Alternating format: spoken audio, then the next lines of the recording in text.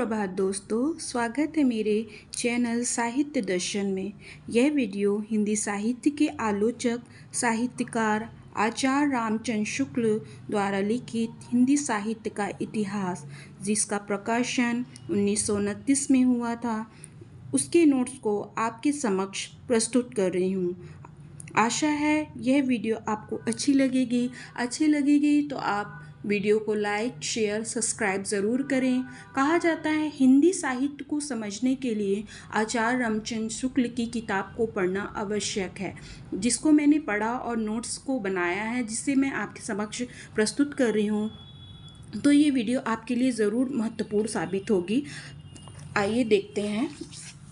पिछली क्लास में मैंने आपको बताया था प्रकरण 1, जिसमें उन्होंने सामान्य परिचय दिया था। उसके आगे उन्होंने आदिकाल के अंतर्गत ही प्रकरण 1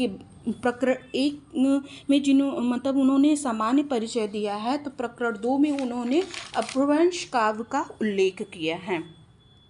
इसमें उन्होंने कहा है प्राकृत बोलचाल की भाषा न रह गई, तभी से अपभ्रंश साहित्य का आविर्भाव समझा जाता है। जैसे कि मैंने पिछली क्लास में आपको बताया था कि कैसे अपभ्रंश साहित्य का और हिंदी साहित्य हमारे समक्ष आए। पहले संस्कृत, पाली, प्राकृत, अपभ्रंश, फिर हिंदी आया। तो कभी कभी क्वेश्चन पूछ भी लेता है, सीरीज में पूछ लेता है कि भाषाओं का क्रम आप व्यवस्थित कीजिए। तो आपको याद रहे कि संस्कृत पहले आया, फिर पाली, फिर प्राकृत, फिर अपभ्रंश, फिर हिंदी। भरत मुनि विक्रम की 3री शताब्दी अपभ्रंश नाम ना देकर लोक भाषा को देश भाषा कहा है। अपभ्रंश नाम पहल वल्लभी के राजा धारसेन द्वितीय के शिलालेख में मिलता है, जिसमें अपने पिता गुहसेन को संस्कृत, प्राकृत, अपभ्रंश तीनों का कवि कहा है। क्वेश्चन आते हैं कि अपभ्रंश भाषा का उल्लेख सबसे पहले कहाँ दिखाई देता है, तो आ जाएगा वल्लभी के राजा धारसेन द्वितीय के शिलालेख में। वर रुचि के प्राकृत प्रकाश में भी अपभ्रंश का उल्लेख नहीं है। बाण ने हर्षचरित में संस्कृत कवियों के साथ भाषा कवियों का उल्लेख किया है। अपभ्रंश या प्राकृताभास हिंदी में रचना होने का पता हमें विक्रम की 7वीं शताब्दी में मिलता है। देवसेन जैन ग्रंथकार हैं। श्लोकाचार दोहा शैली में और भाषा अपभ्रंश में है। देवसेन के दब्ब सहाव प्यास, जिसे द्रव्य स्वभाव प्रकाश दोहा में है, ये भी अपभ्रंश भाषा में लिखित है, जिसका माइल धवल ने गाथा या साहित्य की प्राकृत में अनुवाद किया है।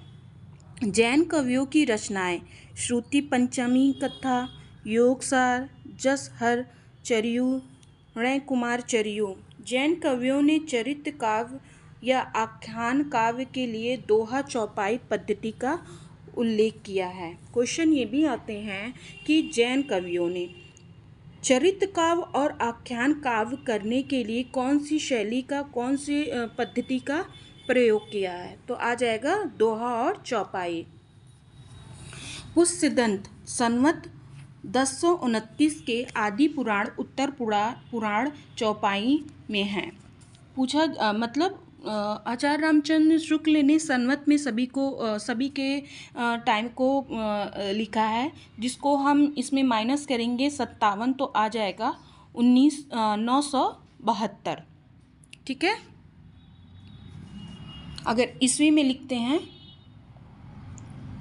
972 आएगा, -57 करते हैं। ठीक है। जस हर चरित हिंदी में भी चौपाई में रचा गया है। ठीक है। पुष्यदंत की 3 रचनाएं 63 महापुरुष गुणालंकार, णय कुमार चरियु तथा जस हरिचरियु। जैसे कि इसमें अलग अलग जो मैंने आपको रचनाएं बताई हैं, उसमें अगर डिटेल से पढ़ा जाएगा तो वो अलग है, लेकिन आचार्य रामचंद्र शुक्ल ने इतना ही उल्लेख किया है इसको। दोहा चौपाई की ये परंपरा आगे चलकर सूफी कवियों की प्रेम कहानियों में तुलसी के रामचरितमानस में, छत्रप्रकाश, ब्रजविलास, सबल सिंह चौहान के महाभारत के अनेक आख्यान काव्यों में पाते हैं।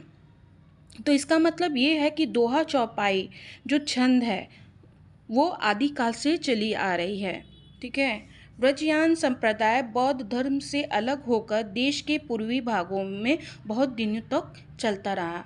पूर्वी भाग हमारा ये बिहार है, असम है, इधर के क्षेत्रों में ब्रजयान संप्रदाय सिद्ध कहलाए। बिहार से लेकर असम तक फैले थे। यही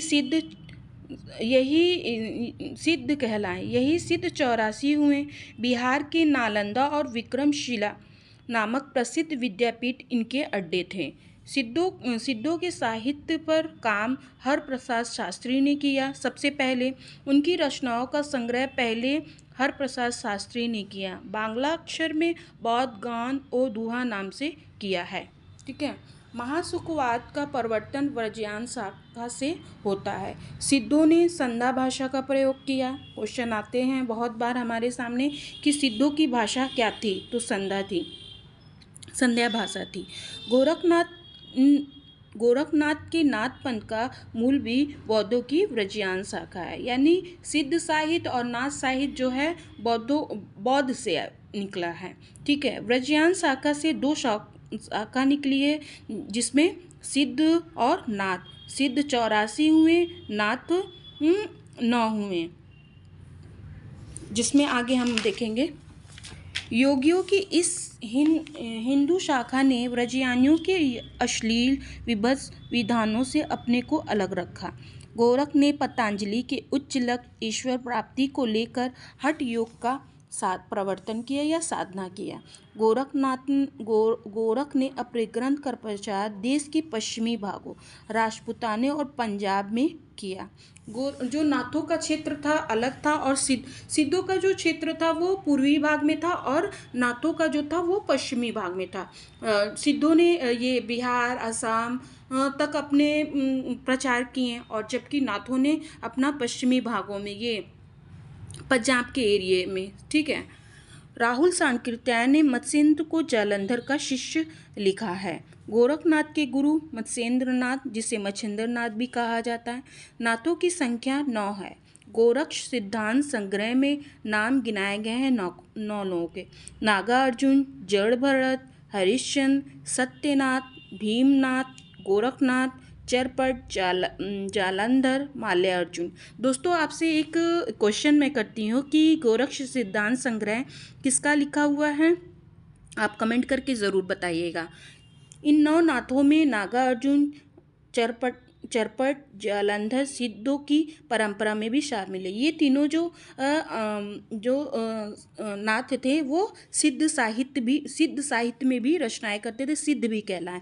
नाथ संप्रदाय के सिद्धांतों ग्रंथों में ईश्वरोपासना के बाह्य विधानों के प्रति उपेक्षा प्रकट की गई है। ये घट के भीतर ही ईश्वर को प्राप्त करने पर जोर दिया करते थे। यानी कि जो नाथ संप्रदाय के लोग थे वो उन्होंने ईश्वर को घट के भीतर ही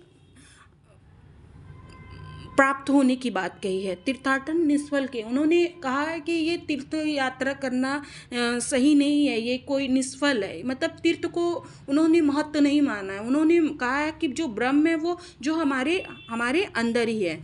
नाद और बिंदु ब्रजयान सिद्धों में बराबर चलती रही है।